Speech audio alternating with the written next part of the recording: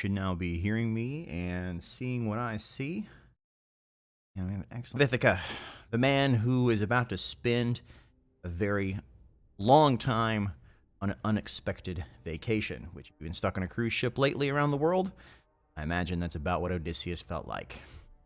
So, you got some people watching works or, you know, just inner general stuff about Total War Saga. Plays really, really weirdly. Basically, he's a Skaven if you've played Warhammer. He has very similar mechanics. He's going to be a ranged hero, and in this case, while he's ranged, his actual mechanics for the game are really weird. One, he has agents, and these agents can basically create hidden bases inside of existing locations, sort of like how the Vampire Coast does, or the Vampire Coves, or the Skaven like burrows. Hey man, nice to see you, Space Knight. Jade Thomas, love to see you guys too. Coastal Mastery, you can build any coastal settlement as if it's a major settlement, which is absolutely crazy to think about. But all your other settlements that are not on the coast have to build like a regular one. Now, as I have never played this before, you'll excuse me if I'm going to put this on normal across the board. I have no idea what the mechanics are going to look like here, so I'm not even going to pretend to feign mastery. Have not even begun to play it.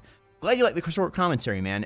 I've actually been playing Ghost of Tsushima on my own time, just kind of messing around, and I've gotten much better at the game. Turns out if you're not trying to stream at the same time, you can get really good at something. His special units here are all javelin based. So you see javelin, javelin, javelin with one midnight runners, referring to the fact that Odysseus led a nighttime raid on the Odyssey, in the Iliad on the Trojan base camp, and his javelins, honestly don't know the kind of base system. He goes for ambush. You got the kind of sneaky thing going on. There's less, in my opinion, less reason for that one there. But here we go. I just noticed that Odysseus's objective is just sail away. Just meh. Only knew the butthurt he was about to get into. Odysseus in the movie Troy is Sean Bean. So, fun fact about a little Paris and Helen there. In the Iliad, it was actually Odysseus who initially kind of passed judgment. So basically, everyone wanted to come up and marry Helen of Troy when she was still Helen of Sparta at the time. And so all these guys showed up wanting to marry her. And so the king of Sparta had a huge issue on his hands. And he was trying to come up with a way of basically not pissing off everyone in the entire Aegean Sea there. And so Odysseus, who frankly wasn't very high up on the ladder at that time, was like, tell you what, I'm going to bow out and come up with a solution, which is you get everybody here to agree to support each other to, you know, whoever does get her hand, they all swear sort of a mutual alliance, so they don't fight each other afterwards. He also made it so that the deal was he also marries Helen's cousin, because that's the kind of guy Odysseus is. He's a clever guy, to say the least. He's like, yeah, you know, she isn't quite Helen of Troy, but I mean, she's pretty stinking attractive herself. And yeah, so that's how he successfully weaseled his way out of that competition and set himself up as the smart man moving his way up the totem pole there. So it's Odysseus versus Ulysses. So Ulysses is the Roman name for him, similar to how it's Jupiter versus Zeus. Oh yeah, Paris looks exactly like Orlando Bloom. They clearly took some inspiration of Troy. Paris of Troy must pay!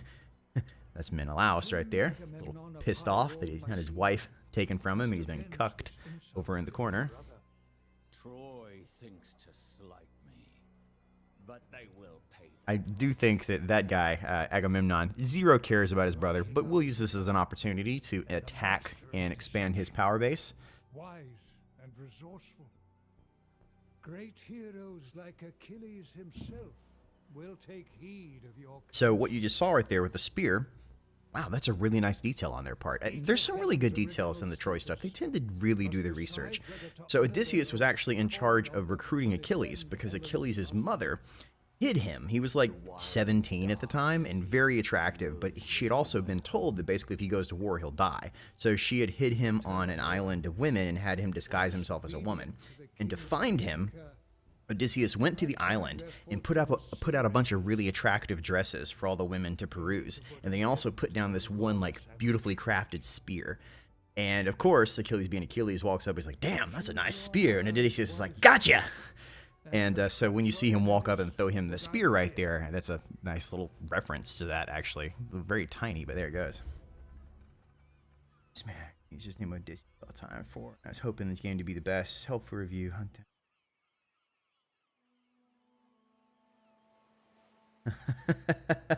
Yeah, the difference between, I'll show that one in the chat right there. The differences between the different versions. So even though this is a thing to know about Greek stories, there's no one single story, as weird as that sounds. Like, these were passed around for years and years and years. So different people have different feelings on how it works. That is a really big UI. Let me change that real quick. So if you guys haven't seen the options yet, I'll kind of throw you through them. So I'm currently running 560 by 1440.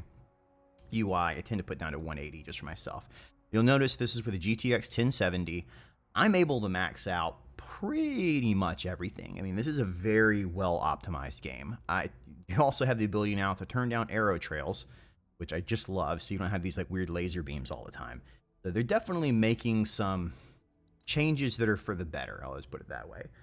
To try and iterative change. This isn't going to completely change the world. This is definitely some fun stuff going on. And what are you? You are a spy. Right? So we can scout ahead, thwart and foil, foster the wounded. Interesting that a spy gives regeneration in this one. And found a safe haven in a foreign settlement. That's what I was talking about with that weird kind of spy base right there. Now, unlike in Warhammer, if I join him in my army, it's like the Attila version, so that he doesn't actually help very much. So let's see what I can do to this guy. Poison the well for 165 food, which got a 50-50 chance on, or assassinate his rival 50. Okay, so what I just heard is put him in my army and level him up for a minute, because he's useless. Good to know. Which just increases line of sight, or whatever. Right. Let's go see what Odysseus can do. Fan from Malaysia! Pleasure to see you there, man. Man, that's all the way around the world. It's probably like midnight there. Damn. You're attacking the Teleboans. As it's always the first battle of a Total War match, you can literally auto-resolve your way through it, but I feel it's always customary to at least fight the first battle. I've been reading up on Odysseus the last couple days to kind of prepare for this, because, I mean, this is what I do. You know, you got to know as much information as possible. And I was reading like through the summary of the Odyssey again, and man, he goes through a lot. Like, it's kind of funny to say that, but Buddy really does just get put through the ringer. Okay, so apparently we're in like almost like an ambush. He's hiding in the trees. Got some axe and shield. Let's put them closer to the... Nope, we can't. My deployment zone. Like, am I outside deployment zone? Only Vanguard units can deploy outside your area. So all these guys have Vanguard? Interesting. So Odysseus gets Vanguard on everything. Huh. That's interesting. That'll make for some very different style of play. Alright, boys. Let's see what they are. I assume he'll work sort of like the Hunts Marshal, if you've ever played the Nakai the Wanderer DLC. I actually rather liked that faction. I really like a strong bow guy because you can snipe the enemy lords. A lot of fun. Partner Aeneas and drag him behind your chariot. Jeez. Yeah, the amount of dragging people behind their chariots and desecrating bodies, that's something they definitely frown on in Modern Warfare for the most part. Well, not the actual game of Modern Warfare. The actual game of Modern Warfare, they teabag you after you're dead. Well, I mean, depends on what you think about DLC whoring. So, one version of it is, hey, it's cut out from the base game. The other version of it is, that's something they weren't going to make otherwise, so, yeah. Now, whether or not you think that the Blood DLC is fair is something else entirely. Everything I've heard, and I do believe it, is that it's based on MPAA rating, or the PEGI rating in the UK, which is that currently they can get away with like a PEGI 16 or a PEGI 13, which is different from a mature rating.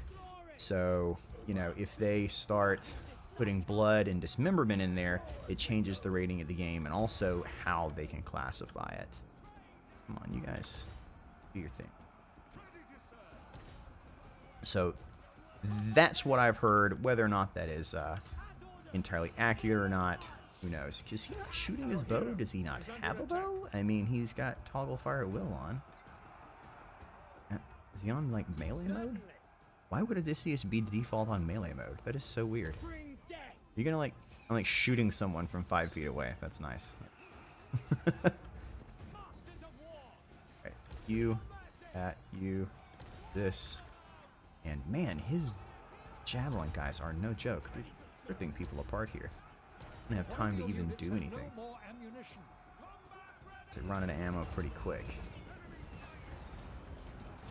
You are an archer, so let's not get you.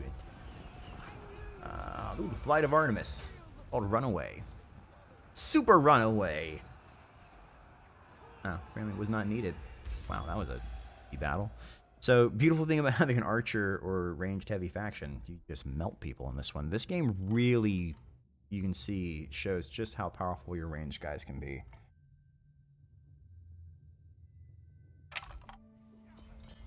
Yeah, you can't spam agents. I do like that. That's something they've definitely taken some an approach to since their previous game, is they notice that people will just you and the AI both have a tendency to make as many agents as possible because they're ridiculously overpowered. So they've tried to put a cap on them on here. Hello, Conrado. All right, pleasure to talk to you there.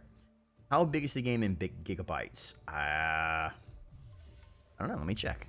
This is actually a pretty good question. So, open up Epic Game Launcher real quick. I want to say 40. Let me check that because I can check my file size for you really quick. Can't right click on Epic Game Store. Interesting. So like on normally you can like do right click and then properties. You know what I mean? But this one you can't. How very interesting. Oh no. Okay, it's 25 gigs. 25.358. There's a little different tab right there. So there you go. Yeah, decisive. So it's 25 gigs, which is not very big. I mean, it's 1/10 of the size of current Modern Warfare. So take your pick of that one. So is Helen of Troy in the game? She is. She actually works in a dual mode with Paris of Troy. So she's in the game, like walking around with him. That makes sense. Like she's not playable, but she is in the game. Is she a prize? Like a war prize? No. Like I can't like claim Helen of Troy. Say she's mine afterwards. That's what you mean? What can this kind of do to this? Found a safe haven. Well, that's gonna be useless. I'm gonna take it. Or I can Murmurs of oh, either which particularly a garrison. I feel like this has a pretty sizable garrison. Let's let our guys heal up one round, then we'll attack. Is there a sex scene at the end? Probably not. Based on previous Total War games, I'm gonna go with no. Yeah, less than intense. Oh, jeez. I've been playing Call of Duty years and years. I stopped for a couple, but I started playing again, and most of my friends do as well.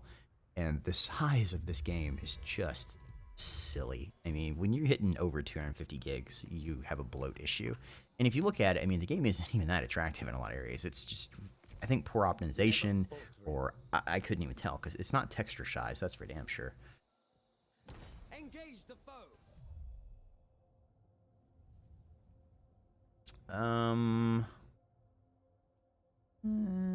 Wait him out one turn. Auto resolve, break the siege circle. Let him starve for a couple. Because they're getting attrition in 3. This is really no reason to rush it. Yeah, it's a gorgeous game. I mean, there's some really cool stuff they've added here. So it had really bad early PR, and I will admit I am partially responsible for that. And that's because the first battle was rough. I mean, it was very rough. They've fixed 90% of it that I've been able to see, so that's made a big difference to me. But it's very pretty. Like, you can see the stars and this sort of Greek amphora look. You know, they definitely have a style of what they're going on. It's not just a Greek map. It's a stylized world. It feels a little more compact with a lot more to do. And you see there's a lot of space to play with, even though it's a tiny geographic area. You know, it shows, sort of like in Thrones of Britannia, you can do a lot with a little. Pretty fun. Right, the level here. So let's see. They changed the level up system. I actually kind of dig this level up system. It's much more streamlined. I did not like the one in Three Kingdoms. I really hope they change that one eventually. So you get level 1, 2, 3, 4, maximum level of 14. As you go down, you can either go left or right, and then you have 2 other subdivisions as you go through it. Can you ally with the Trojans? I'm going to guess no, just because sort of like I mean, there's nothing stopping you from doing it, right? I think we'll look at that in a second. That's a good question. There's nothing stopping you. It's just really hard to do. It's sort of like as the Empire in Warhammer, can you ally with the vampire counts? I mean, you can. It's just hard to do. Lead by example, which is area of effect, 10% melee, weapon damage, or damage resistance. We also get an option. Speed, damage, melee. Oh, it's just buffing the same thing. You can sort of make it go. Lead by example. I'm gonna go with lead by example. It just seems. Well, I mean, damage resistance. I feel like with my guys, they're gonna get stuck in a lot. But as you get further down, you get some specific arrow-based ones, which could be really cool for this guy. Equipment chains. That's very Three Kingdoms. Footed, some basic character traits, stuff like that. Diplomacy, which somebody asked a second ago, is known factions. Roll decrees. So that's research, so we can start doing research even on turn 1, which is pretty cool. Like we already have timber researched. All the rest of them have to be on. Reduce combat, missile. So we know we're going to use a lot of missiles with the guys, so that's going to be a very handy tree. We also have some bronze. Interesting. Unique to Ithaca there.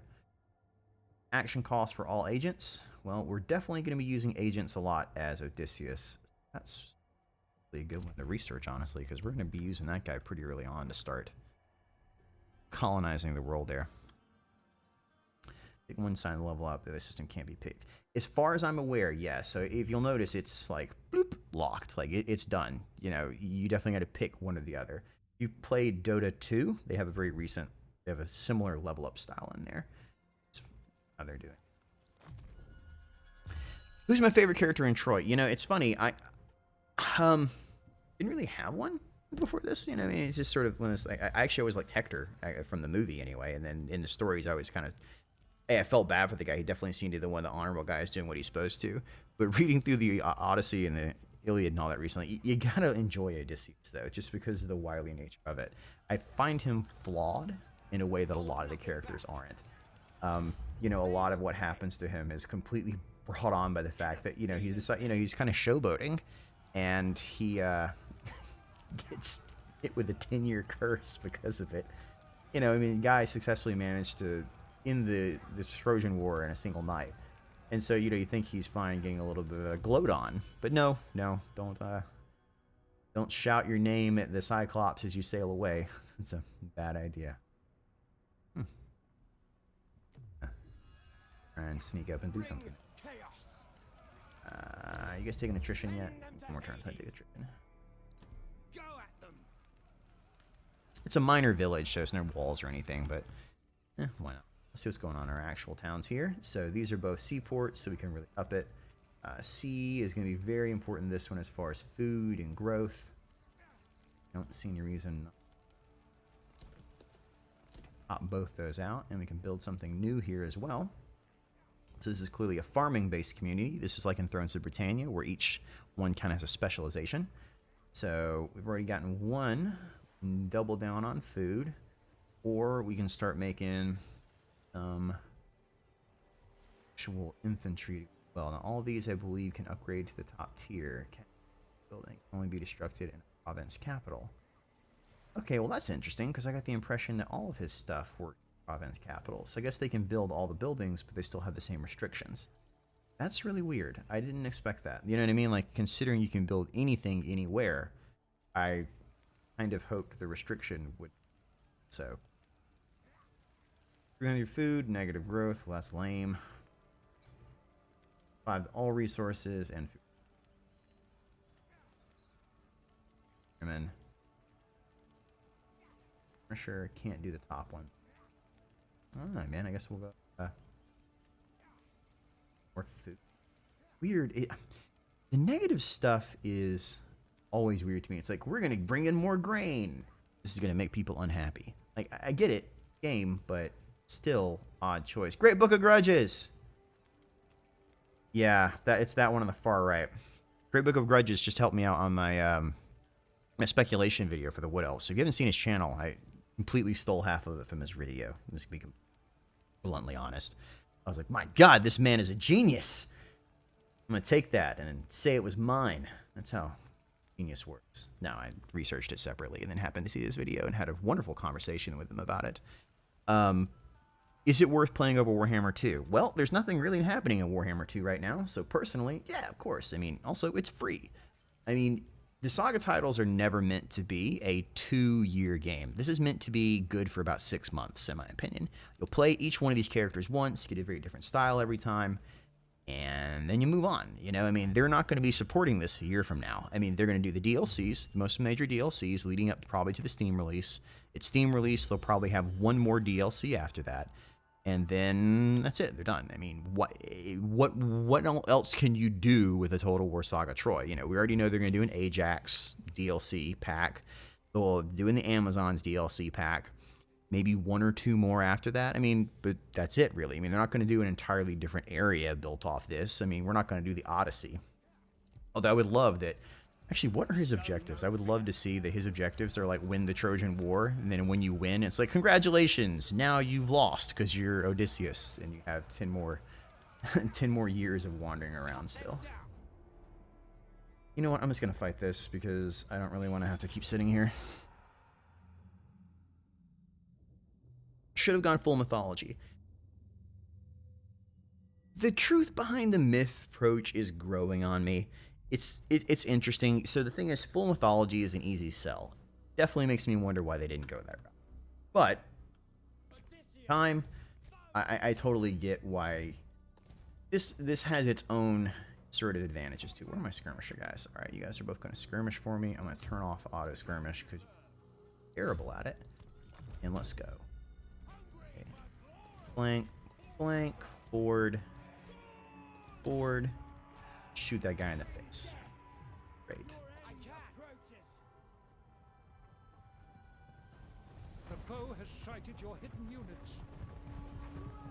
You're wondering what everybody looks like here. Gorgeous game. Really makes me want to go to Greece. Too bad we're in a pandemic, right? You know what? And then I want you to catch them. Catch them. Catch them. Come on. Over there. The other ones. Nope, nope, nope, nope, nope, nope, nope. Whoop, whoop, whoop, whoop, whoop, whoop. Come on. Get out of the way. Catch him. Catch him. Don't do this. Oh, there we go. Turn around. You guys. You need to do and toss some stuff right into their backs. Hey guys. Expect you guys to do what you do best. Throw some javelins into the back of these guys. Good, good. Yeah, I wouldn't be surprised if they were using animations. I mean, some of the animations... Oh, man. Just... Oh. You know, that guy could have been from Empire Earth several years ago. I just... The Neanderthal look right there. I've just, These do not make the Greeks look like the most civilized folks, I'll say that. Some of these models. Where?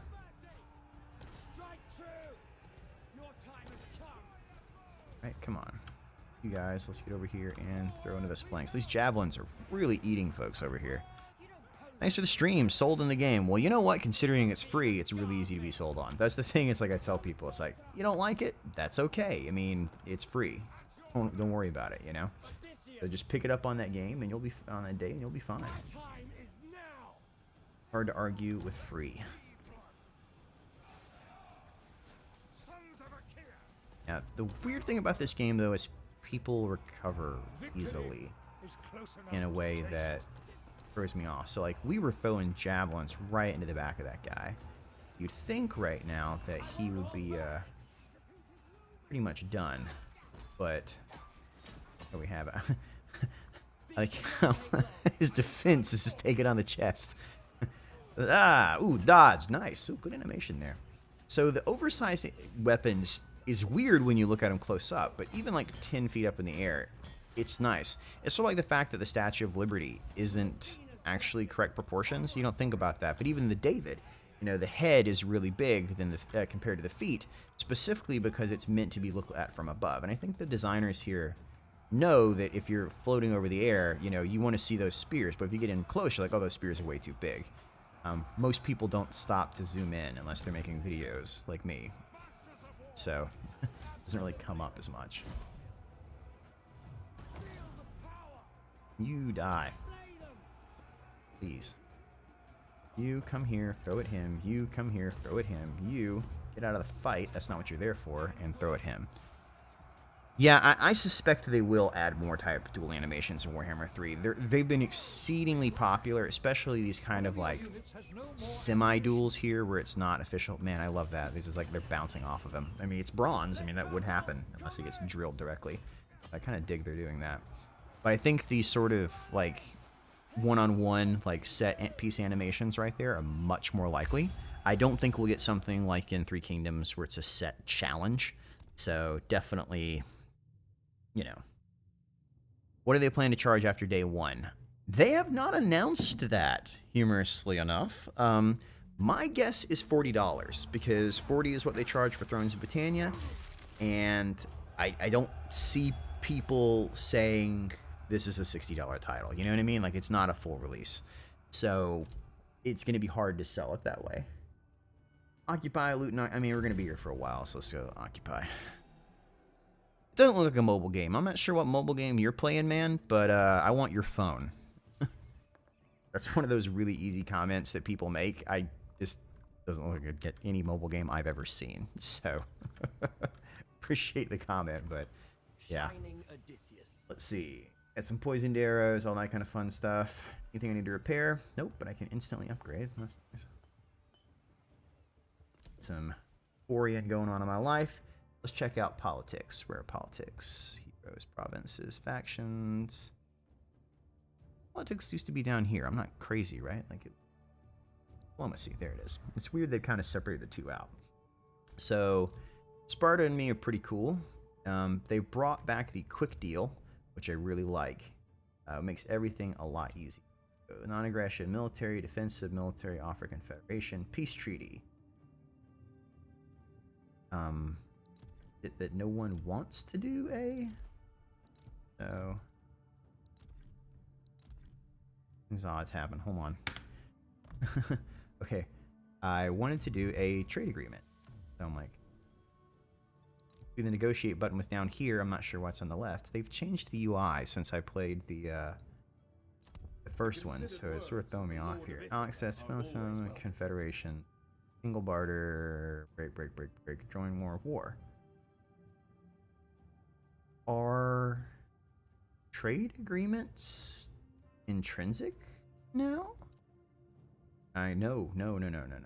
Cancel. Everybody's dead. I don't want to do it. So, someone was asking earlier about the, like Hector and stuff like that. So, like right now, initially, Hector doesn't hate me that much. I mean, you know, I've got treaties with my Spartan allies, so if I broke all of them right now, I probably could, switch over and do some stuff with them. But that better be good. Yeah, so it's a barter agreement, so it's not true trade. So I can barter for specific things, but I guess there's no trade agreements in this one, like what we consider like a true like Total War trade agreement. That is rather interesting. So that's something they started doing in Thrones of Britannia. The assumption was that unless you're at war with someone, you would be trading with them. So why would you need to barter that every time? So I guess they rolled that back in here, which, yeah, sure, it's just one less little busy work things to do. Only lasts for a set number of turns. Oh, then I have to like reassign them? Is that like a debuff up top? How do you know that? Normally you can see status effects up there. Yeah, that's really weird that... Yeah, so the trades you can do, like the barter and stuff like that. Like you can say, hey, I want to trade you stone for wood, like this is Settlers of Catan. But, I haven't seen it where it's, let's see, I assume I'm going to take this island. They're at war with me. There's not to. I think that's the last one of my little chain right there. Yeah, so I'll be stealing that. Let's go get my spy. Let's have him sort of... I mean, he's healing everything right now. We'll heal up one turn, recruit a couple guys, see what we can do, and go take that island.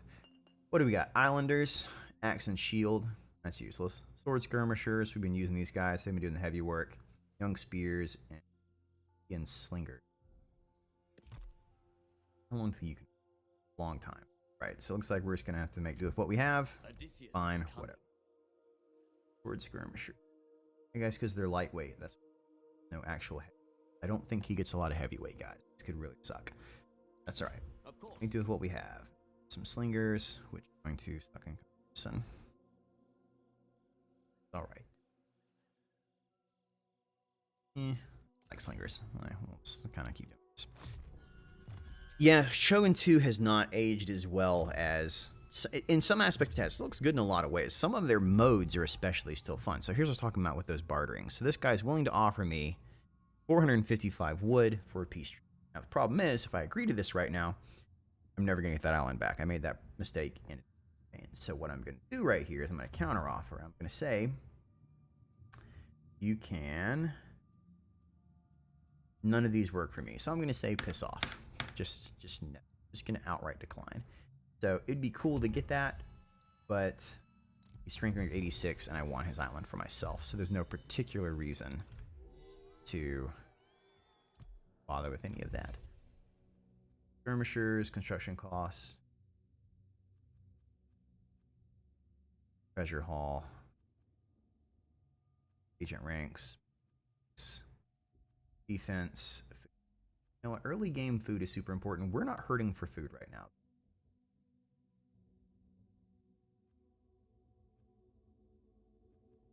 Really want to get up there because you get these really awesome things really quickly. We already ran out of ammo in that previous battle, so start researching into that. And I see you get flack for their over-detailed long combat animations Rome 2. So the problem with combat animations is not that the combat animations are there. It's actually how the combat animations affect the battle gameplay. So when a combat animation plays, the two people in the combat animation are stuck in the combat animation until the end of it. So the long, deep, neither one of them can die, which means that you have these weird situations where people will get way out of formation or they'll push each other really far back because the animations are stuck playing. As opposed to something like Medieval 2, where it was just I swing, the other person gets hit or does not. That's the end of the animation, and so that allowed much more fluid dynamics between the two opposing sides, where one would push back or forward and things like that. And you don't see that in things like Rome 2, which is the sort of problem with the animations. Yes, it is definitely improved since I first time recorded. The combat especially feels right now. I mean, people are still complaining that the ranged units are a little over. Okay, so he wants 150 stone, which is super valuable, for wood, which is super. Nope. I like your lion hat though, pretty badass. Yeah, okay. Everybody wants my stone is what I'm getting here. Now bronze, on the other hand, is pretty useful. I can't recruit any Bronze Age units yet though, so. Not particularly useful to me yet because I don't have any reward. Odysseus's schemes. Buddy's got schemes on schemes. That is true. That is Odysseus's. In any safe haven, ensure that one of the following have been constructed: Warrior's Lodge, Skirmisher's Camp. Right. So my whole thing right now is I'm supposed to be like using this guy to build this like safe havens and like all that. So let's get him over here and let's see how that new mechanic works. We'll just build one right here. By the time I roll up on it, sort of build a localized army. That'd be kind of fun. So if we build a safe haven, costs 389 food, plenty of food to mess around with. So we'll try it out. Yeah, that's what everybody's saying right now is the ranged units may be overtuned, but it's because there's no cavalry, so they're expecting you to kind of use them more like cavalry. Does that make sense? They're more flanking. So the ranged units are meant to be more flank heavy now. So they want, when you get on those flanks, to really cause problems with them. Forks the Medieval. I tried to boot up Medieval recently, and I love Medieval. I got a couple 100 hours into it.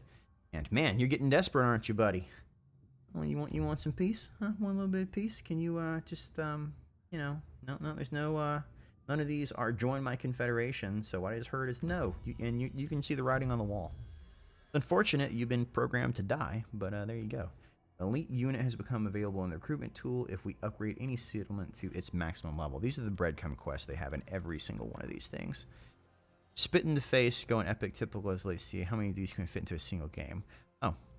I will admit to you, I'm surprised you Rolling to a super chat on that one, but go for it. Leslie, yeah. I disagree personally. That's me. Appreciate the super chat though. I don't have problems with Epic. I understand the concerns, which are that it has a very large share from Tencent, which is concerning. In the whole stuff that happened recently with the Free Hong Kong, Epic is one of the few companies that still stood up and said, you can say whatever you want during our tournaments. We protect First Amendment speech. We're not going to censor people. And that's with a controlling share by a, Chinese company. So I don't have much problems with that. The idea that they're sharing all their data back to China, I find it unlikely. Does that make sense? Like, this is a U.S. corporation at the end of the day, and they are bound by U.S. corporation and law. So if they're sharing that with a Chinese company, they'd be prosecuted the heck out of. Not saying it doesn't happen, but it feels unlikely. So that's my take on it, for whatever it's worth. Right. Did I actually do it, or did you just... may find my dubious skills of use. Okay, I did it. Okay, so I guess I click on it now. And okay, yeah, cool. So we found our little pirate cove. It's not a pirate cove, it's a safe haven. And you can click the safe haven, and now I have the option to build guys. And these are way more powerful than what I have in my own thing, which is pretty cool. So my understanding is the tier is entirely based on... because you have to construct one in a settlement I own. So it's not just in this one either. Like, in my home base, I have to construct a version of it, and that unlocks it.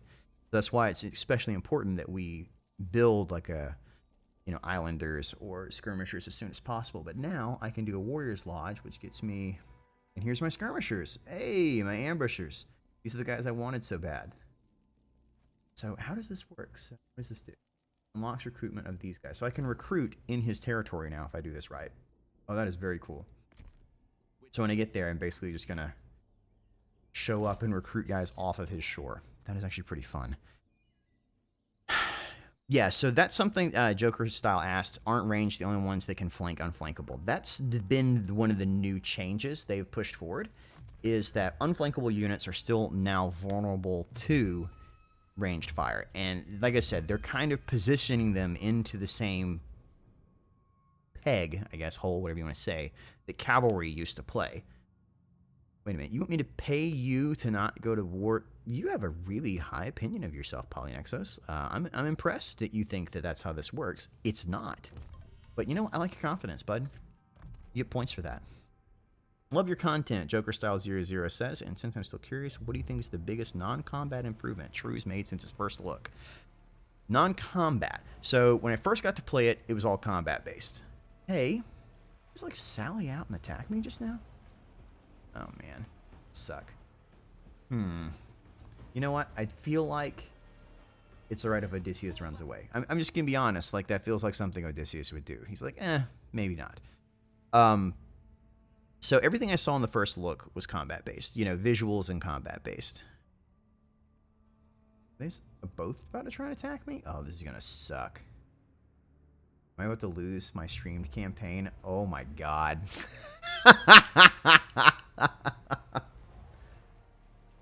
Oh, it would have been better not to retreat. I have never seen a Total War game where it reinforced itself to ruin my day. That is amazing. Ah, ripes. Wow. I can't even be mad. I'm just impressed. Good God in heaven. This is normal. This isn't even difficult AI. That's just, wow. Man, okay. You know what? We'll see what we can do here. We got plenty of these guys. We'll put them right there. All these guys got in my vanguard, apparently, or they don't. What is going on there? All right, they're attacking me, so I can sort of dictate terrain. You two are my skirmishers. Let's turn you two off. We'll put you right here so when the time comes, we can make it happen. And, yeah, we'll see how this works out. Golly. Ooh, we need legend for this. You know what? His ability to cheese these battles really is impressive. I'm constantly astounded with the interesting ways he finds to break the game. So you're asking what I think the improvements are. Visuals-wise, I can't say for sure if it's improved or not because it's the first time we've been able to see Greece. But man, look at those skyboxes. I mean, it sounds dumb to say things like that, but it makes a difference to see a place that is not brown on brown with sepia tone. So as far as that concerned, everything looks a little better. The unit variety that we're seeing here is a lot. It's more unique than what I felt I saw in the preview build. Personally, combat-wise, everything feels a lot better. So UI, it's a little more contrast in the bars. It's easier to pick up who's doing what here on the bottom.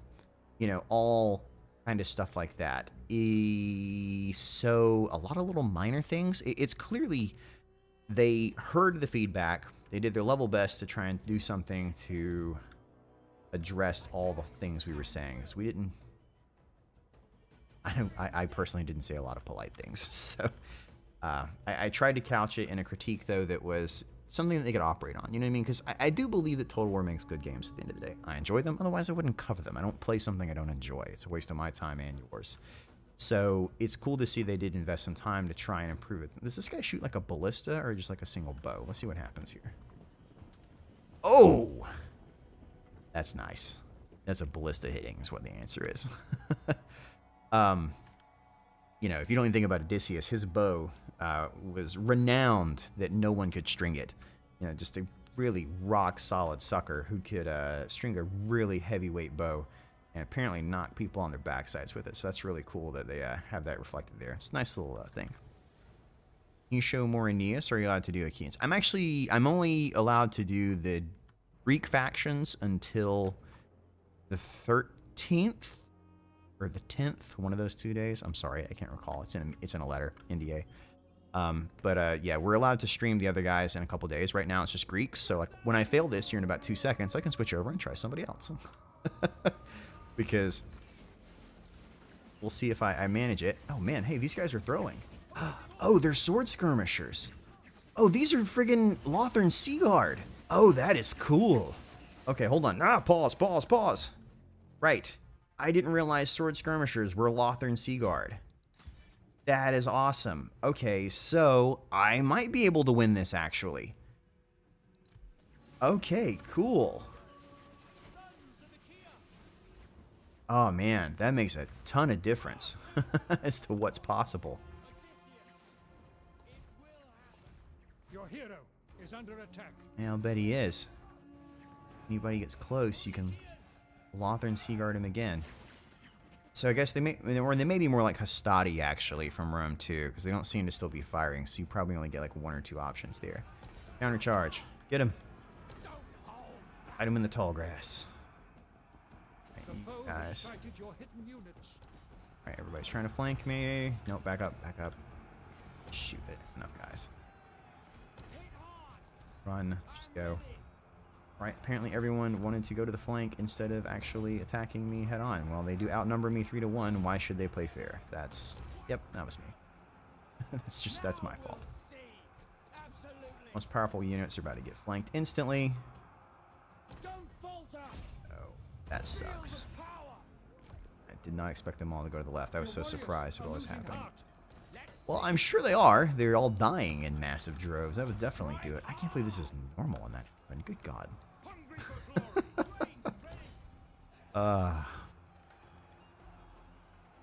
Will Odysseus campaign when Odysseus is recognized by Argos?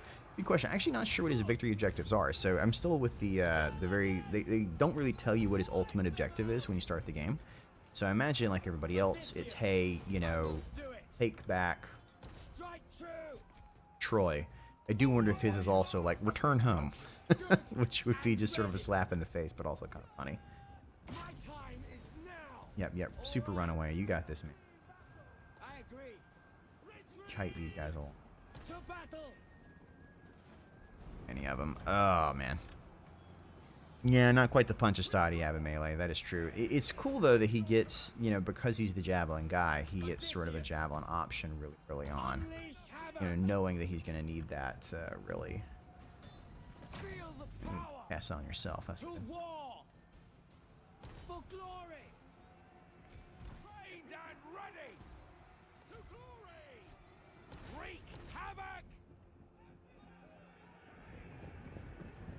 You'll notice everybody moves pretty quick, so I expected to miss cavalry more than I do.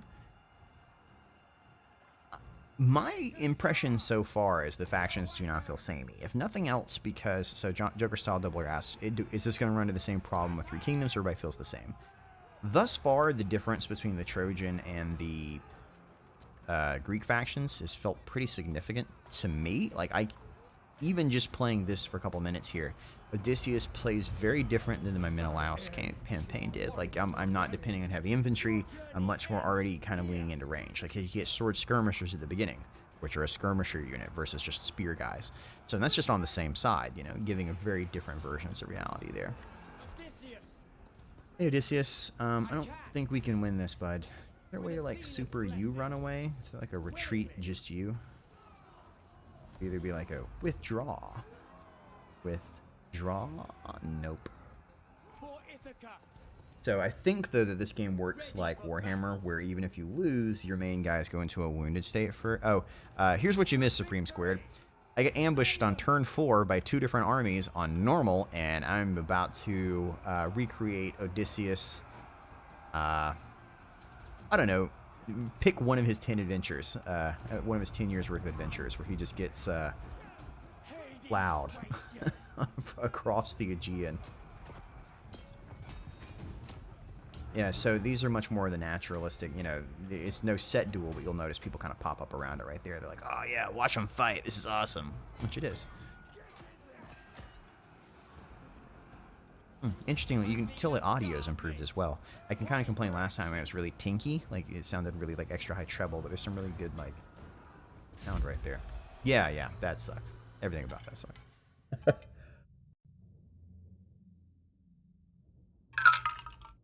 So, do I think they should add like the unflankable unit trait?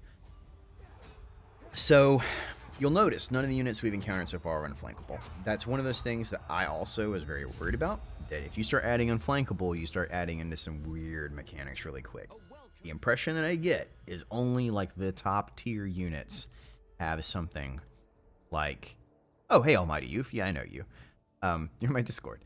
The top tier guys get unflankable. So you're not going to run into these guys until very, very late game, and typically your unflankable will also be unflankable. Does that make sense? So, like, let's look at our tougher high casualties. Yeah, reckless Achilles. You know, those are called Achilles.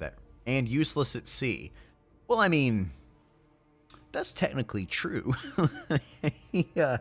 He left Troy with 10 boats full of men and returned with just him.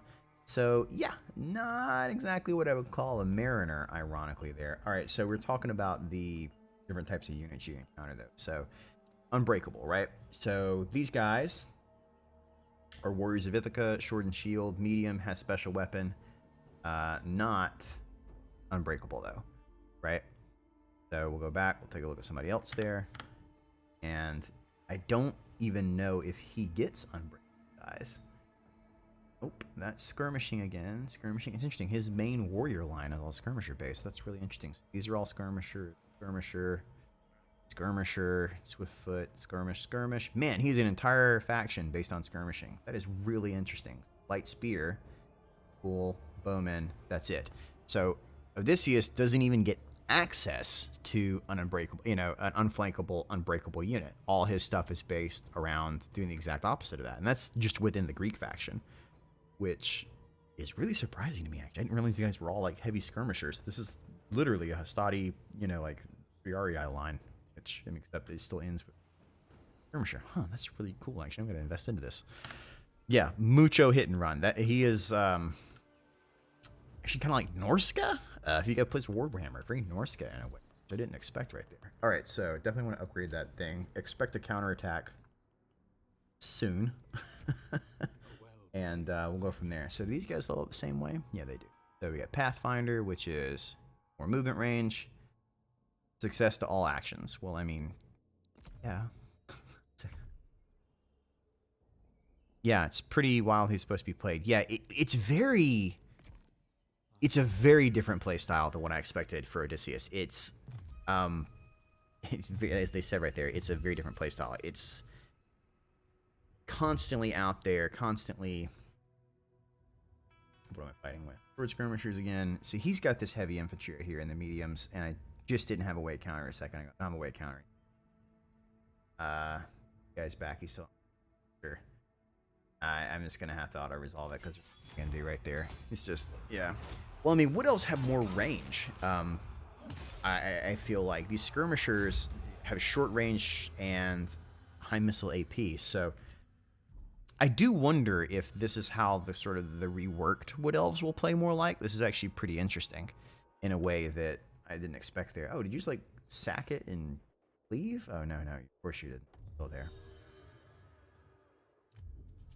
Yeah, they raised it. You raised it? Who raises a settlement at the start of a game? God, these guys are just... Who does that? Ugh. Right, fine. Recruit hero. Delete a force. I can recruit a warlord, champion, mentor, vanquisher, or whatever. Let's see how long Odysseus is wounded. He'll return in 3 turns, which means that by the time he gets back, that guy will have conquered half the island. Let's go with a... You guys want to see? I actually really like these commanders' headdresses, but let's do a champion really quick, because those are the ones they're going to be... Good balance of a defensive and offensive. Supporting... Fighter, that's the one. Little to no defensive abilities, but high damage. Actually what I really enjoy in games like this. You just send them in and make them happen. Let's get the fighter rat. So disrupting enemy formations. Huh. So there's nuances to each one of those as well. Vanquisher. You know, little no offensive. Oh, 2-2. We'll have a motivation level within this rank. +2 motivation as this hero fights a battle at sea. Regain region, important settlements. Motivation. This hero ends a turn garrison to summit with. Okay, interesting. Okay, so it's sort of like a loyalty system built in right there. This guy really does play similar to Skaven. Right, how much does he cost? A lot of food, whatever. Yep, we need him. Make it happen. Right, and we know we're gonna have a lot of you. And we can... Ooh, ambushers now. That's nice. How much did you cost? Are you 30 gold? Good lord. Man, that is meant to be a late game unit, is what I just discovered right there. So let's go back to Island Skirmishers, because I don't have a way of supporting them financially. They will bankrupt me. A couple more Skirmishers, and one of those, and maybe... 1, 2 more of these, and by that point, I assume I'll be overrun. I'll have to fight anyway, so what does it matter? There is no God on your side. Isn't that the truth? That does feel like a meme waiting to happen, where it's just... Oh. Are you the same guy? Oh, no. I was hoping you were the guy that's attacking me. You're just a random guy wanting things. Oh, no. He wants 62 gold. But he's willing to pay me 62 gold to have peace? Are you... Action. So you just... You know, I feel like I need this peace right now. I actually appreciate that he's like, yeah, we don't want to expand this too far. But, I mean, if we get peace with them, that means that I'm going to have to break it almost instantly in 10 turns. Or we'll go, oh, and then he instantly attacks. You know what? That was my fault. Yep, okay, that's legit. I should have gotten peace. But, all right, cool. No. I'm impressed with the AI so far. They are merciless and will take advantage of you any chance they get. Make you regret ever being born or considering not having peace with them. So this is definitely much closer to the 3K diplomacy and battle AI. So they want to make sure you know exactly what's going on. Spears. Put you right here. See if we make a flank. Something fun on a flank. And... like all we have, really. These club guys. Club guys, where are you? Chance to come there. Yep. There and alright. Skirmisher archer. Yay. I imagine those guys get really powerful as the game goes on. But it's definitely one of those that initially they don't seem to be hitting as hard as I would like. That's okay. You got to get down there and really make that guy come to you, because otherwise he's going to try and flank you.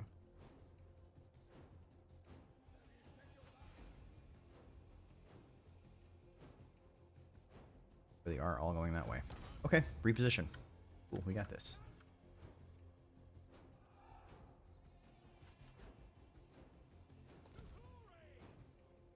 Anyway.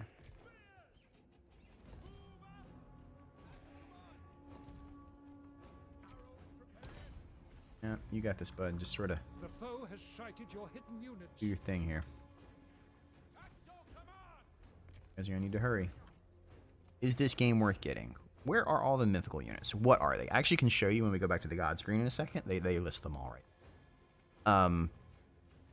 Yeah, exactly. It's free for the first 24 hours. I mean, yeah, it's kind of hard to argue with it. Even at $30, maybe 25, I'd still be cool with it. I mean, I've always thought the price point of 40 is a little odd for this series.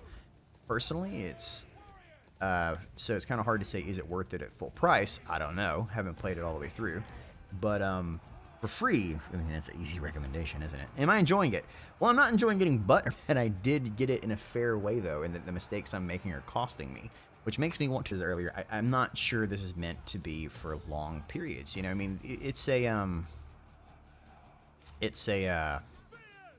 short game. Like, you know, it's 6 months at most. You know, once you play each one of these guys once, there's not going to be a lot of replay value, probably. I don't know.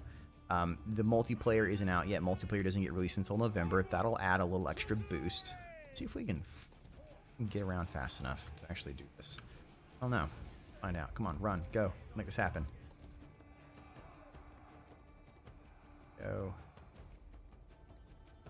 Come on, come on, come on, come on, come on, come on. Go, go, go, go. Yes. Do the flank. Make it happen. I want you down here. Stop skirmishing. Make this go here. And if I pull this off, this is going to be great. Please, please, please, please, please, please, please.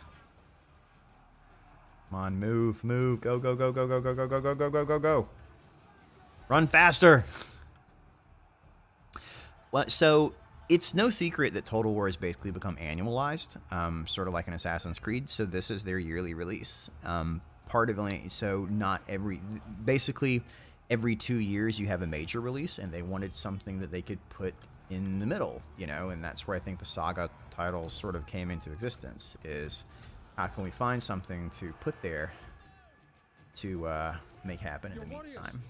Oh, come on, come on. Go, please. Come on, you. Get over here. Yes. Yes.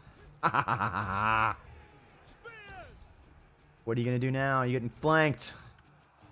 Should be huge. Huge penalties to morale right there. Come on. Gotta hold them. Hold them. Hold them for a couple seconds longer. You guys can do this. Getting them doing exactly what you need to do. Just do it. Yeah, so to be fair, Odysseus has what's considered a hard start. And they're not joking on this one, mainly because you're off to the side, completely surrounded by enemies with no strong allies. I know in my Menelaus campaign, the thing that really helped me was Agamemnon was my buddy, and he got into the fight really quick. Like, he participated in my first siege battle. He got down there and got down there fast. Odysseus doesn't seem to have that advantage, and so because of that, you know, you are basically sort of on your own out there in Ithaca, trying to make it happen.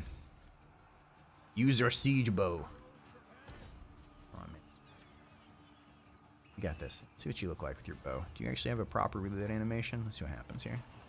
Oh, get the classic Dinger panoply going on right here. The heavy armor. Your warriors Oof. have been routed. Yeah? No, yours is not quite a siege gun. It's just,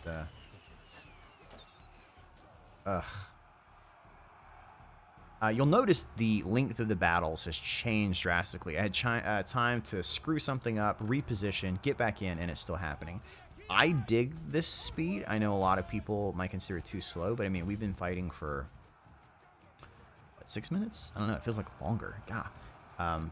But the battles feel like they're a good length now, which is one of those things that yeah, the colonization feature of Menelaus is huge, and really changes what you're capable of. I mean, I was early game, I was just like, oh, free settlements, because so much is not settled right there, and you can just kind of expand it.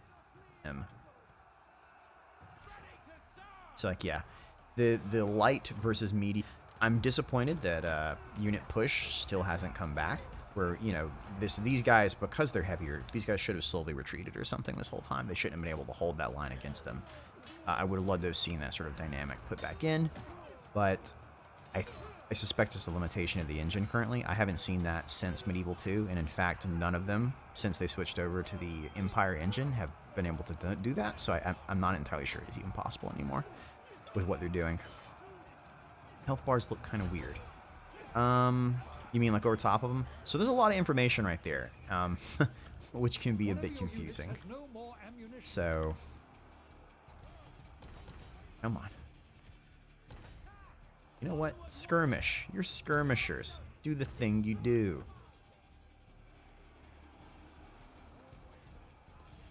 Huh.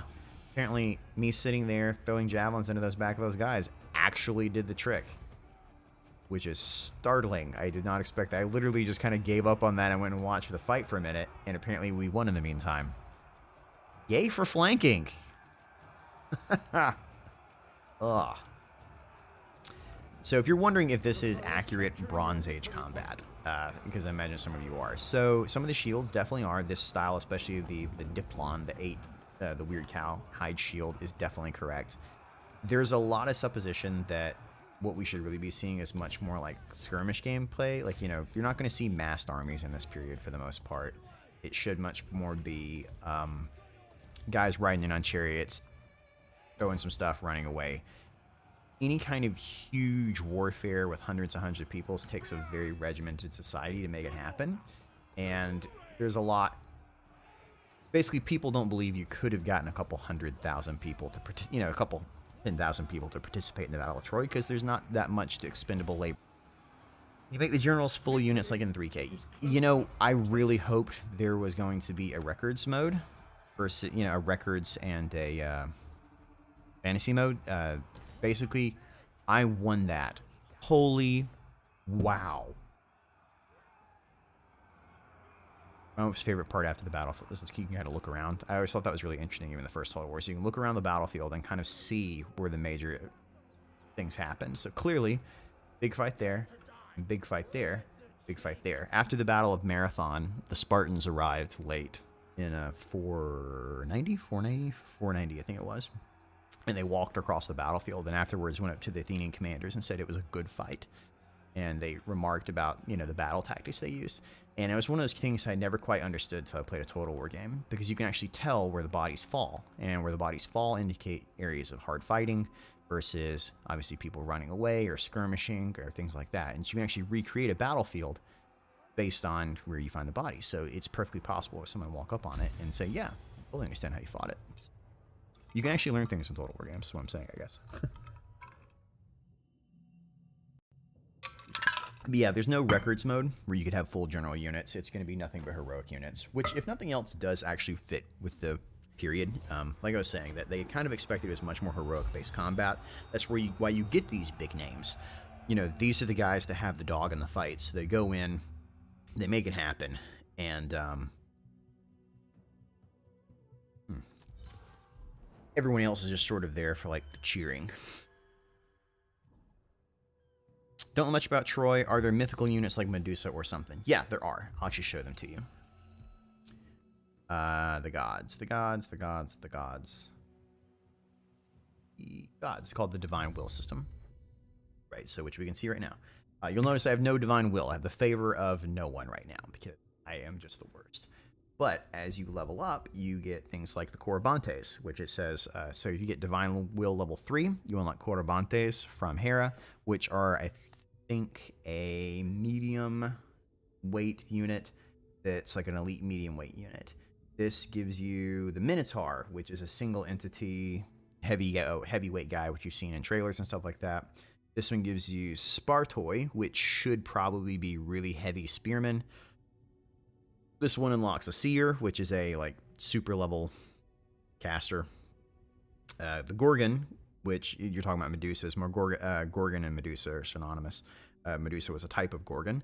They're actually an agent, a one-use agent. So both these are like agents that have one use that cannot fail, that make something really big and special happen. This is the Cyclops, yet again, one of those really big single-entity, heavy-hitting units.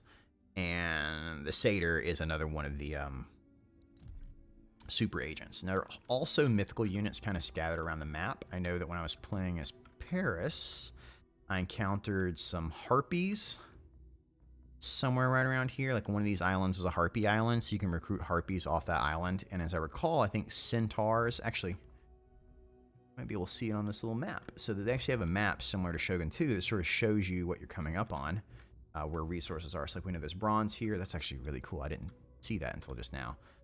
Boars, I bet. So there's a Pegasus here. I guess that's Athens. And I wonder if you can see the mythical units on here.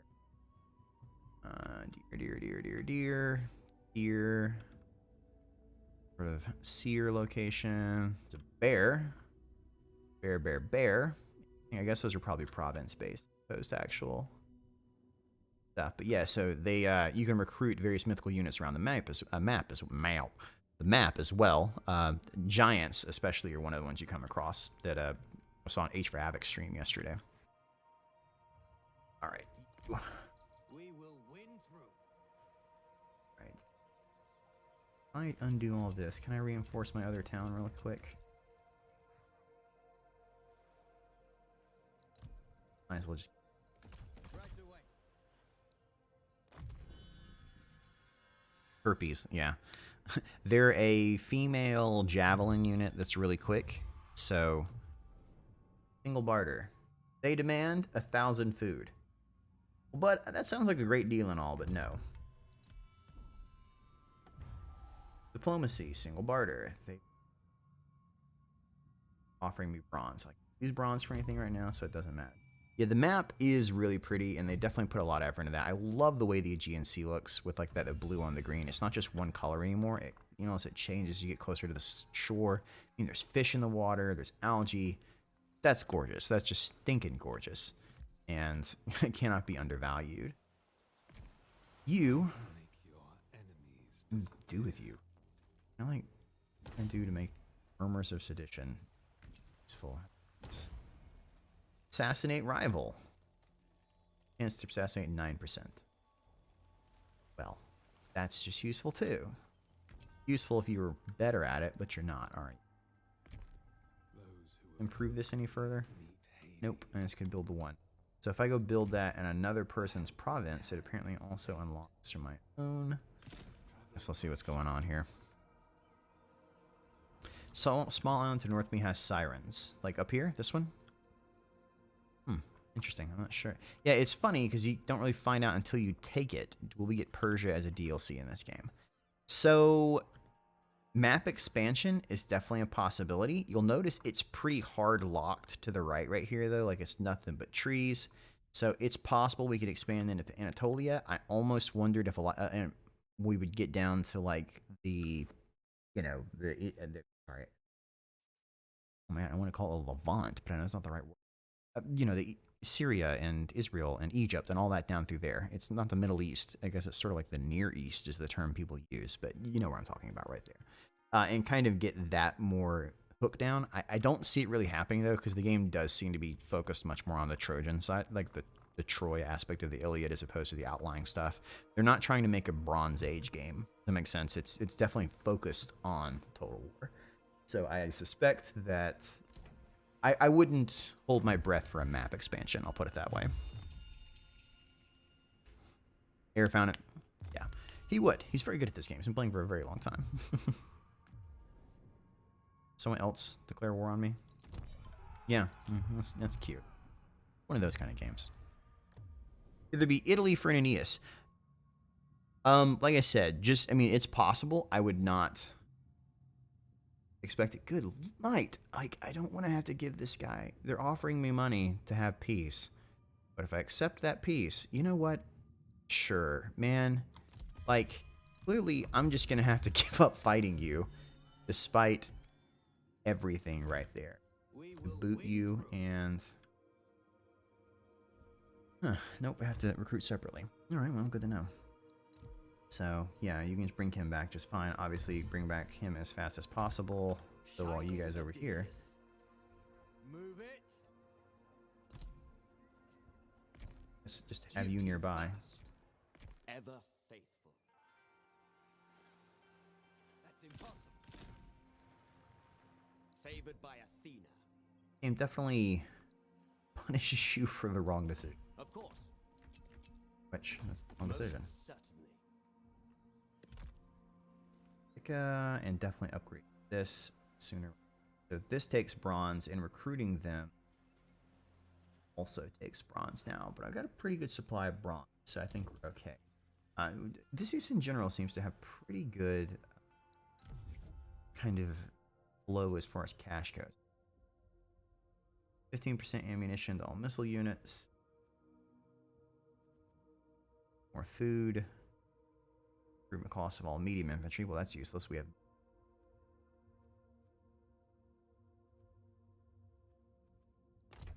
skirmishers because, yeah, there's no such thing as Italy back then. Well, I mean, there's an Italia. There's an Italian peninsula. That's what he's going for. I mean, when he says Italy, he means obviously the Italian peninsula.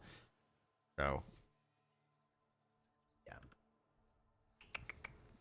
Do that because Ithaca's right there. I have a plan. And can I build, because we just found out that if we have to build up a certain level of these,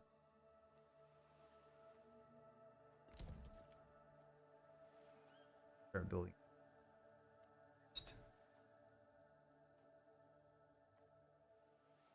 Exemplary ambushers, guerrilla stalkers. Difference here. Our island skirmishers, which are javelin infantry. Light, shielded, armor piercing, swift foot. Light. So I guess these are more stand-up javelins. They're more ambush javelins. Interesting sort of the two right there. The cost. Weird to see two javelin trees on a faction. You know, like I didn't really. So this is more slingers and skirmishers. Just the ambushers. I mean, these were definitely the super powerful ones. So we want to upgrade them sooner rather. Even upgrading your main line right there unlocks more stuff as well. What a weird way to play a character. Really throwing me off, actually, as to what the appropriate way is to kind of mess around with him. Spicy UI, if you've never seen one. It's a good UI. They have ship battles. There's like Warhammer. So in this case, it's going to be like Warhammer, where everything's going to be... So we can go safe haven. There's safe haven. Allow me to Kind of like... Build... He didn't make it. So it's gonna be like in Warhammer, where they disembark to a beach. They didn't include it in this one. I'll put it that way. And also, naval battles aren't really huge during this period. Like, even though people want them, it's sort of a weird inclusion. Here's your main settlement line, and you can dedicate buildings to the gods. Is really the main difference there. So, like, you know, Odysseus is all Odysseus, special, unique place because it's its house, and if we want to start dedicating to various god, we can do it here. Speaking of which, who do we want for our personal god? Whoever buffs javelins. I think that's Zeus, because, you know, lightning bolts. 50% recruitment cost of heroes, 20% of club units and jav units. Okay. Ares is raiding and looting, sword and axe. Hera is recruitment of all armies, damage to slingers. Well, thing for us. Archery units, not us. Your units, not us. More range at sea. Less holdout time. Aphrodite. It's the organized games, faction growth, whatever. Go Zeus, because we also get Minotaurs at the end if we go to that. So we can pray to Zeus right now, which will sacrifice some stuff and give us some really cool things, or we can build a temple to Zeus.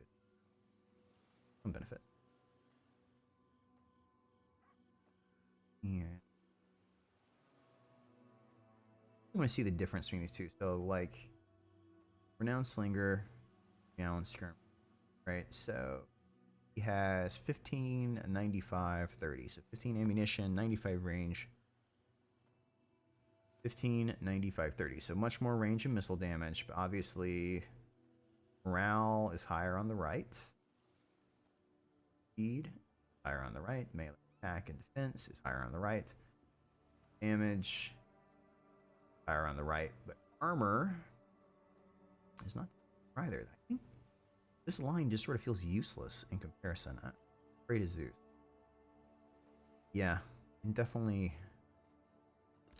find an advantage with a little bit of god favor here. Choosing which god. Yeah, kidding. The god system is very interestingly implemented here. This is entirely what I expect Warhammer's 3. Hey, Achilles.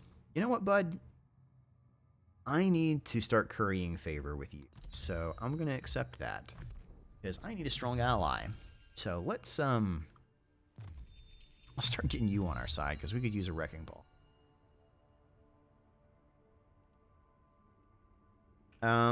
Is it all missile units, or is it bow units? Because I thought it was bow units. Golly, everybody is... I ended up going with Zeus just then, just because the Minotaur is also really powerful when we get to the end. Let me see what you were saying about Apollo. It's archers and reload skill of missile units. So, in the seer, I feel like, well, it's also got negative 20% cost for all agents. The advantage of Apollo is also makes it easier to get other guys. So I think Zeus and Apollo will be all 2 winners for Odysseus's campaign. That makes sense because it plays to both of those for him. So you can sort of go into multiple at the same time. It's not like you just have to do one or the other. Do you have time to reinforce this place? That'd be funny. Oh, this is the one that gave me peace.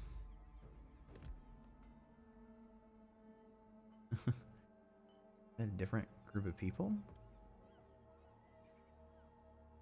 Are these rebels? The people of Ionia. I have a peace agreement with you or anything? Non-aggression pact. But normally you can be like, oh, I'm gonna declare. Huh. Weird one. I guess that was the other faction up there instead of the one down there. That's not the one I thought. Yeah, Odysseus is all javelin based. He is very javelin based. All of his guys are skirmishers. Like even his infantry is like stoddy, like they're medium armor with javelins, which is kind of crazy, really. Okay. Discretion guaranteed. Safe haven. Down to business. And what can we build here? So, because I haven't built those, I'm at settlement here. Makes sense. So I'm just going to hold off on that one for a minute just because I found... What a weird but interesting feature. So like whenever I'm there, I can recruit from there as well. So cool. Odd. They're unfriendly but improving. Ugh. Right, let's go north. Let's see what's going on. You guys were saying there's sirens. See what's going on.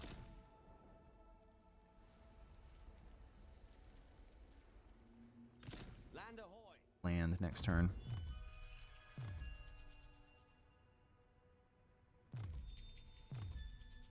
It's funny whenever you play a Total War game because each... Oh my god, seriously? Yeah, alright, so just run away. I mean, you can't do anything with your one guy. Where did he even come from? That is, one thing about this game is people will just come out of the mist and completely ruin your entire plan you might be having on aggression pact for diplomacy. So like I said, my divine will is increased. You'll notice I'm now at like level 2 on will. I'm either increasing or decreasing. You can get it through either Mr. Liberator, Master Liberaster. You can either get it through prayers and hecatombs. Hecatombs you can only do once every... there's a cooldown on it. One of them you can do more frequently, obviously. So if I want to jump it up to tier really quick, I could do so by, you know, dumping a lot of resources into it. So I mean, is that guy gonna Where did he go? He was like right there, and now he's not. I guess he went into ambush stance in the intervening 30 seconds. What? You're going up here to see what the sirens were. That was interesting. Right, so there's this guy, his settlement, and I'm sure they have like a crazy number of people defending it, and I just don't know yet. As soon as I get there, I'm going to die anyway, so. Oh, it's all those guys. Of course it is. Right. Deities grant us a blessing in battle. And one unit of really heavy guys. All the rest of it's actually pretty light in this. Like that. I need a victory. I need a victory. I think Paris of Troy has Sisters of Avalorn tier archers, as I recall. Like, I played him a little bit on my own time. And he is definitely an archer-focused guy. So I actually expected Odysseus to have a similar archer focus, but he's not. He's javelin-focused. Sort of interesting. I didn't expect that. And so it's definitely...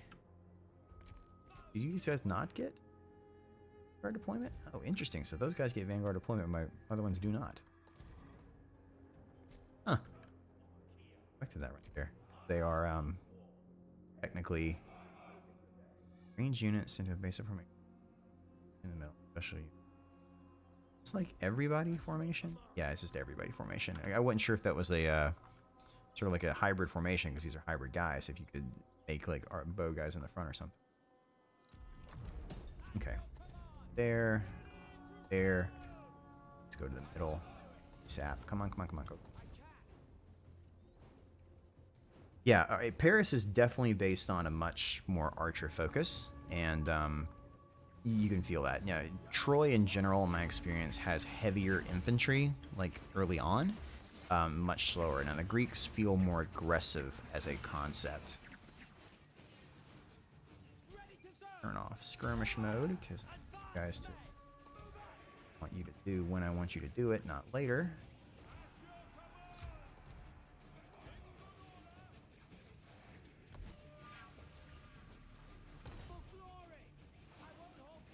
Hey, like, I was wondering. Has no more ammunition. I'm sure they did. They just wasted all of it. Fine. It will happen. I think everybody out there is all skirmishers, so let's get around here. That's what I was saying when fighting these guys. They seem to be much as far as over here. You guys can. Close enough to taste. You, I want to throw them. I want throwing it at them. You, I want throwing. You go over here and start making these skirmishers born. Guys to urge them to fight. Your warriors are losing heart. Where are my warriors losing? These guys are losing heart. Well, they're fighting a major baddie. That would do. Okay. Odysseus, go over here, help them out.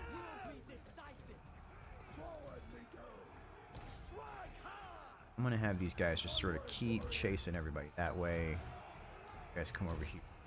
You can see how powerful these javelin guys are in Odysseus' army. I mean, these guys are just melting.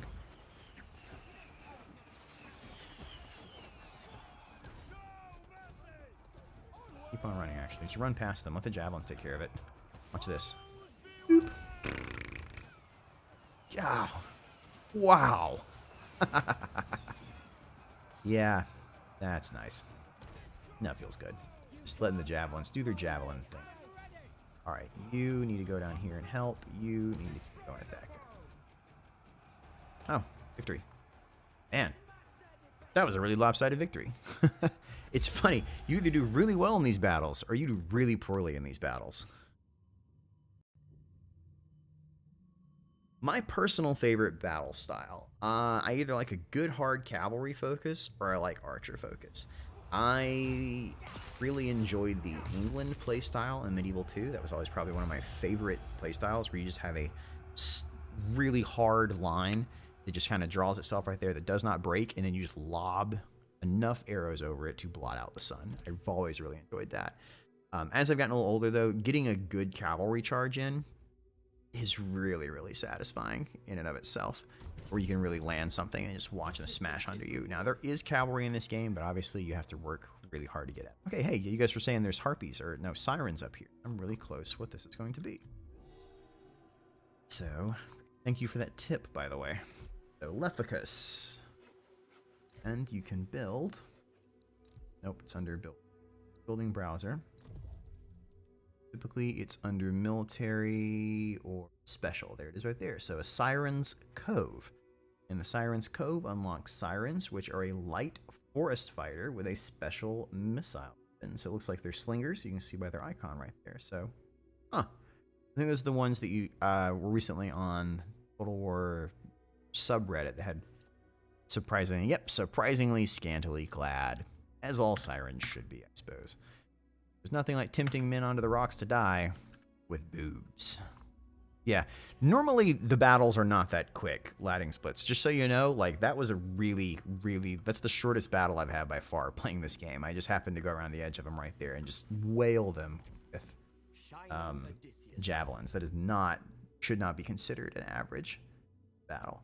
All right, I can up the ability of that charge. I can make it so we get more income from raiding and more Tower Share planet when raiding. Incurs diplomatic penalties. Interesting. Or resources loot after battle. More to heroes' hit points. Influence after victory. And battle captives taken. I don't typically raid, so let's go that route. That's yet again, you talk about personal style and stuff like that. I tend not to raid. I'm much more a base builder. I like to build base, build a good strong empire. Like, I like to confederate other people. I like to bring in the politics of it and kind of make an empire as peacefully as possible. I was actually enjoying, I think I'd enjoy an Agamemnon campaign. In Warhammer, I play dwarfs. If that gives you an idea. It's much more like strong, steady, make it happen. I enjoy the empire campaign a lot. Ammunition to missile units in this army, or units reduction. Well, I mean, this is our first missile-based one, so we definitely want that. I got off of that. Odysseus the cunning. I recruit anything here, not because I don't own anything. Area. We need to get you over here, so I. Oh, it's 4 turns, so I can do another. Maybe 4 turns. Go sneak around, see what's going on. But oh, you have skills too. 50 line of sight for host army, success rate, damage enemy garrisons. Oh, yeah, that's replenishment. It's always nice. Yes, please. Loading times on average. I mean, just keep watching right here now. To be fair, I am using a NVMe SSD, like, you know, the fastest SSD you can have right now, because I hate loading times. It only costs like an extra $50. So I don't have any issues with loading times anymore, personally. But like, they're not going to be anything near the Total War Mortal Empires loading times. Those were just ridiculous. And this cost gold.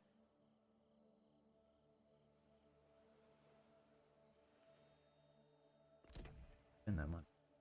Also, one more Zeus. I have up to 3 priestesses, 1 priest right. This gives us more god favor, which is always useful. Get the favor of a god somewhere. Here, where is a watchtower, a gatehouse. We should probably start doing some sort of stinking guarding, because clearly these guys are not going to stop. Stone, stone, stone. This is the one I want, so I need to wait till I need a lot more way to turn. Now I'm short on stone. Turn. That should be quick. No problem. All right. So, like, yeah, you watch right now. It's going through. Da da da da da. I think 10 seconds at the end, probably. Has raiding ever been actually viable in Total War campaign? Yes! Actually, to me, it was viable in Thrones of Britannia, especially as the Vikings. You can really go in there with a couple of the Viking factions with 200% additional bonus to raiding, and basically keep your faction afloat for long periods of time. So you want a non-aggression pact, you want me to pay a lot of money. Yeah, no thanks.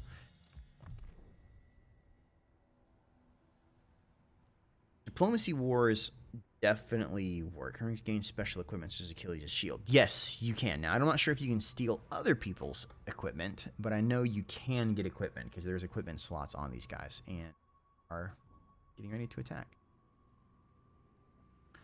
Man, you know, for a normal campaign, this was far more challenging than I expected. So when they say hard, folks, joking.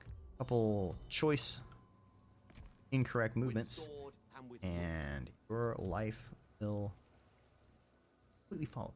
So I can't do special recruitment, local recruitment. They're right there. Gonna end poorly very shortly, and these guys are all right here. So I guess let's beat a hasty retreat. Try and get some more people. Yeah, it did turn to nighttime. So it actually has a day-night cycle. You can set the frequency of it. Currently it's on, I think, regular, which is a 20-minute day-night cycle. You can actually put it on a real time as well, so it uses your local clock time, which is kind of fun. So if you click Odysseus, though, and go over to equipment, you'll notice he has his helmet and a spear, and there's a mount option. I think you get chariots and stuff later. Follower items, so all this stuff clearly would be unlocked. And if I was doing better, we'd be seeing more of them. No, it's the 13th, thankfully, which is next Thursday. So you got a couple days yet. I'll put up a reminder on my channel, by the way, on Thursday right there to be like, hey guys, go claim your free copy of the game. Because, yeah, I mean, we talk about it all the time anyway. Can you comment on balancing for legendary? Do your elite leaders still initially and chariots don't deliver any kills? So I can't comment on legendary. I haven't played on legendary to give you your answer. So yeah, currently, at least in normal mode and hard mode, the archers are a little overtuned, is what a lot of people are arguing. You'll notice how quick my previous battle was right there. You know, I just mowed through them. What do we have? Short skirmisher, heavy short skirmishers now. That's nice. A warrior, ambusher, and they got a bunch of skirmishers and spearmen. We'll give it a try. Why not? They can get chariots, I know for sure. I do not know if they can get horses, like an individual horse. None of us have had much time with the game. We were just given copies of it, I think, yesterday, like Thursday or Friday, and I haven't had a chance to sit down with it. But you'll notice nobody's been playing a lot of it because we haven't had copies of it. So there's, frankly, none of us can really answer those questions. And I'm sure if you watch other people's streams, they probably don't have answers for that yet either, because we're all trying to guess and come, oh my god, they're on two sides. So, like, yeah, that's a two-pronged attack. Like, right immediately from the start right there. Okay, let's, okay, we know they're coming to here, so it's going to be much easier to defend these two choke points than it will that one. So let's figure this out. Everybody fall back to this point. Skirmishers right here. Go from there. We know they're going to come in. That way we have a chance to react a little bit easier to what they're coming in to do. Otherwise, I don't find skirmishing people to be particularly effective because, you know, you're running past them the entire time. They spend more time running than they do fighting. Nice little hammered bronze effect right there. A little intra boar's tooth, except it's bronze. That's a little odd, but interesting. Crested helmets. Interesting use of studded leather. Probably similar style to Warhammer 1 as far as like this goes. Without the cavalry, it's a little different. I also think magic really changes how Warhammer plays as opposed to other Total Wars. I find it difficult to adjust to if you're used to strategy, personally, but that's you know, just a me. So this plays much closer to something like maybe Shogun 2, I guess, where, you know, if you get the rock, paper, scissors mechanic right, you're really gonna make it happen. But, yeah, so it's gonna be less like death wins. Like, you notice I have a couple little tiny abilities that come up in the corner, but it's much more like, hey, hold the line or something like that, or here's a temporary small buff. You know, and that was something that I know I pointed out when I played the preview, was that Hector had a heal ability that just felt absolutely broken and really changed how the game played from being something even vaguely historical to being just like completely fantastical. So since then, they appear to have removed. Okay, they're going to go left. Is the answer. There. plug that hole. This hole. You guys are going to turn off skirmish mode. They get close. Spears, I bet we can kill them. Yeah, first. The foe has sighted your hidden units. I think they're sending the chafe in first to kind of take some of the hits.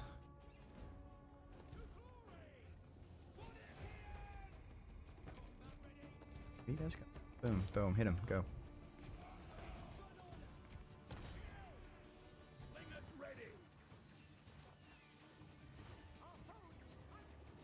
So you'll notice how quick that health is dropping there. Nice. Hit him, go, go, go. What are you doing? Don't just stand there. Just come on. Okay. Get you out of the way.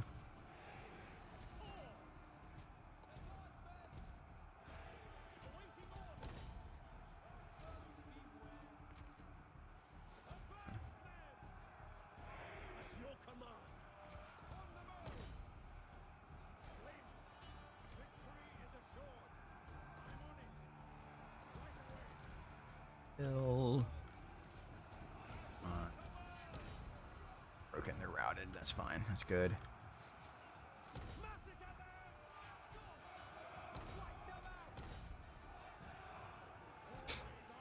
So what I'm going to try and do yet again is break through on one side, then come around and hit him on the other, because that worked very well last time. Not sure we're going to manage it this time, though. I'm not sure we have enough firepower to really get him through. Brought a lot of extra skirmishers. I don't have these guys to make it happen. Your warriors are losing heart.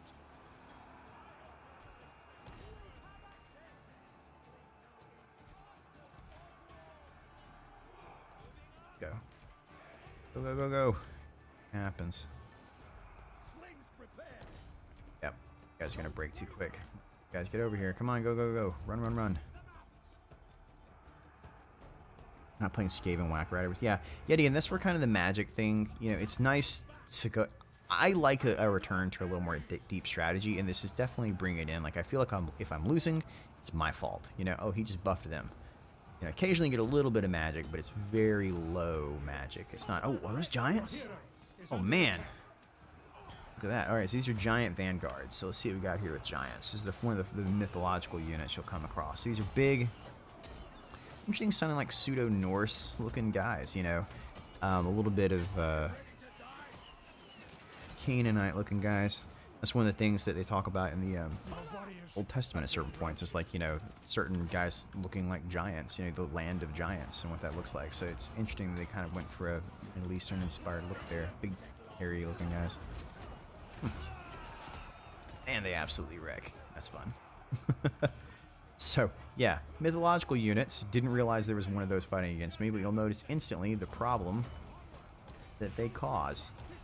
Just going in and wrecking everything around you. It looks like they get area effect splash damage, too, because you see them hit. Yeah, you got a wave in front of them, so they attack on a cone.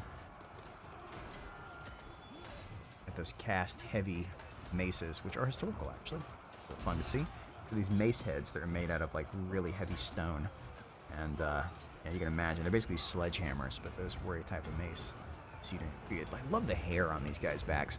Only an Eastern European like gaming company would create dudes with a bunch of hair on them, and they're on their backs, by the way, because it's you know, it's something that you don't think about, but you know, you don't see video games with dudes with big hairy backs and like tramp stamps of hair. So I appreciate that as a hairy gentleman myself. I'm like, yeah, okay. We'll call that fairly accurate. All right, guys. Let's see how much it takes to make those guys run. I like you can instantly catch them on the battlefield right there. So. You have lost a victory point. Oh, I bet I have. Look at these guys. Huge tower shields right there. They just took a whole cow and then slapped some wood on the back of it and called it a day.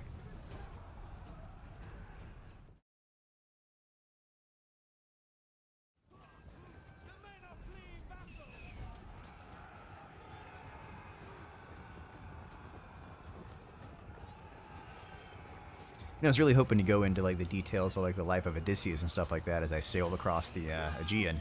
And instead, I'm just talking about how much I suck at this game. It's funny. So I was reading through, like, the various adventures of Odysseus, coming across the Cyclops, stuff like that. So a lot of that, arrives in the game.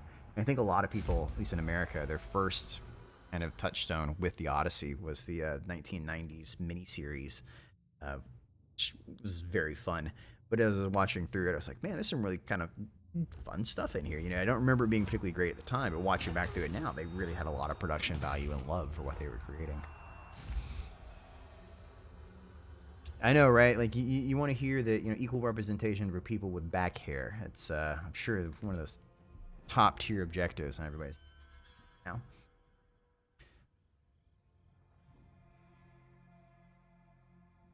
And with that, I think we can decisively say this campaign is screwed.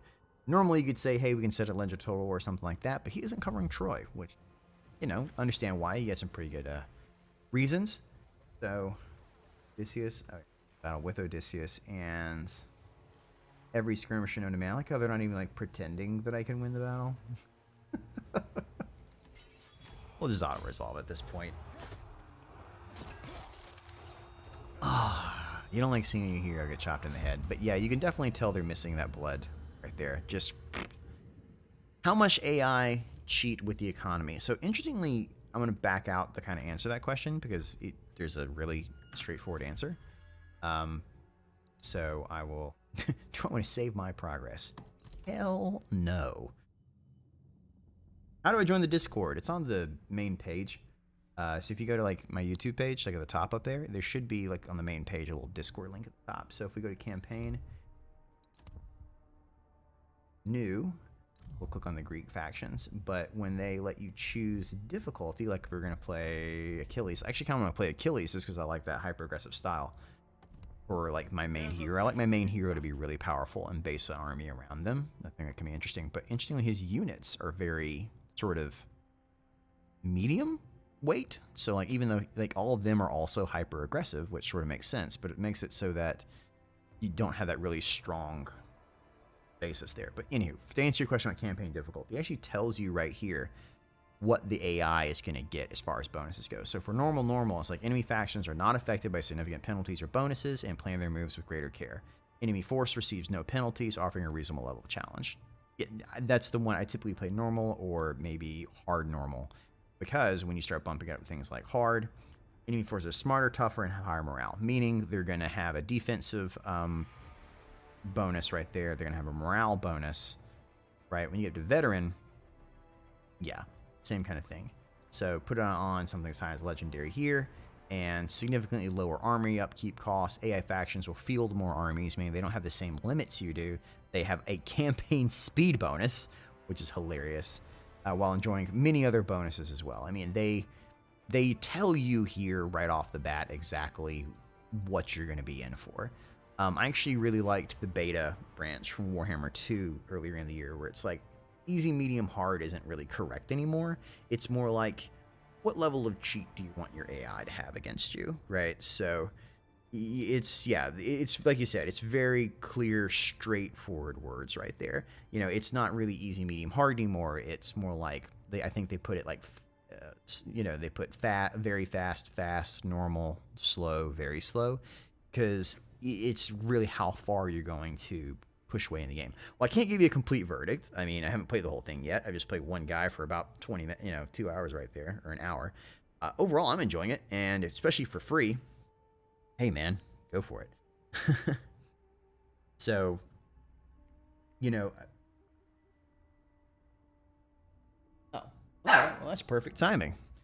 Dog barking in the background tells me my wife has returned with my 2 children, and it's time to go swimming, because if you're a, hey, ma'am, polite, sorry about that. Right. If you're a working father and also have 2 kids, playing games like Total War, the one real advantage to it is the turn-based. You don't think about it, but most of the people who watch these are in their late 20s, early 30s, and it's an aging gaming population of people who enjoy these deep strategies like this. So it's kind of fun to also come across, you guys like that who enjoy it. But thanks for watching. Hopefully I'll play more again tomorrow, the day after. I'll play a different lord right there. Hopefully with a little more success this time, because goodness, that was punishing. And yeah, thanks for watching. If you guys have any questions as you guys are watching through this right now that I didn't answer during the stream, put them in the comments below, and I check these pretty regularly, as most people will tell you, and I can kind of give you guys some answers for any questions you have.